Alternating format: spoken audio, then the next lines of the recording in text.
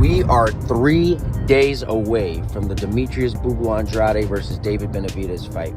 They had their final presser yesterday, and it got real intense with Jose Benavidez and Jermall Charlo in the co-main event.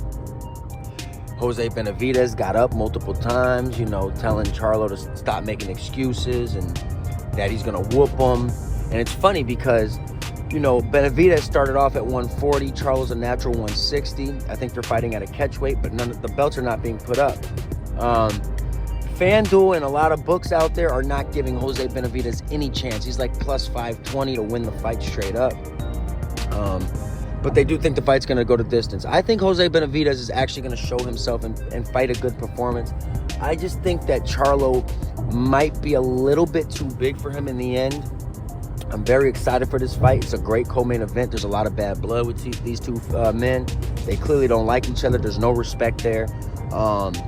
Charlo vacated one of his belts earlier, or his brother vacated one of his belts earlier. So, a lot of pressure on the Charlos, But Jermall, being the much naturally bigger guy, people still think he's going to win this fight easily against Jose Benavidez, who was never a great fighter, just a tough guy, decent fighter, but we'll see what happens. I do think Charlo will win this fight, but I don't think it'll be as easy as people think it will be. And it got real intense at the press conference. And in the main event, you can see it's kind of the opposite with David Benavidez and Demetrius Andrade. These two men have the most mutual respect for each other. You can see that. They clearly they are really both happy that they get to fight each other, that the opportunity is there. And they're both thankful. And you can tell, like, whether win or lose, they're both going to shake up at the end of the fight, and they're cordial. But it's all going to be business Saturday night. And a lot of people are giving Demetrius Andrade no shot to win this fight. They think legitimately that he's going to get stopped. David Benavidez continuously mentions that he's going to take the same approach that he did in the Caleb Plant fight. And I really think, with my bottom of my heart, that that's going to be the biggest regret in David Benavidez's game, is trying to approach this fight like Caleb Plant. Demetrius Andrade is nothing like Caleb Plant. Andrade is faster, he's bigger, he's stronger, he's a lefty. Caleb's a righty. The power is there. The power is not there for Plant.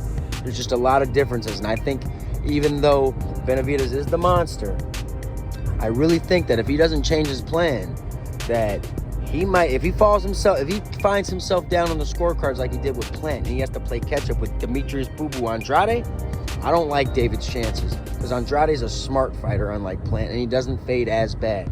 So this is a lot of things that people need to take into consideration, and no one really is, because you have a lot of biased channels who really want to see David Benavidez beat Canelo, so everyone's just writing Andrade off. But to tell you the truth, this is going to be one of the best fights to end the 2023 year. I couldn't be more excited about this fight, and I truly think that, like I said, I think that this fight is must-see TV. If I were you, I would put this fight on. I would order it, stream it, whatever you got to do, get this fight on, because it's going to be a doozy, the whole show. And I'll make sure to be on YouTube Live during the fight, and I'll be broadcasting pretty much the entire show.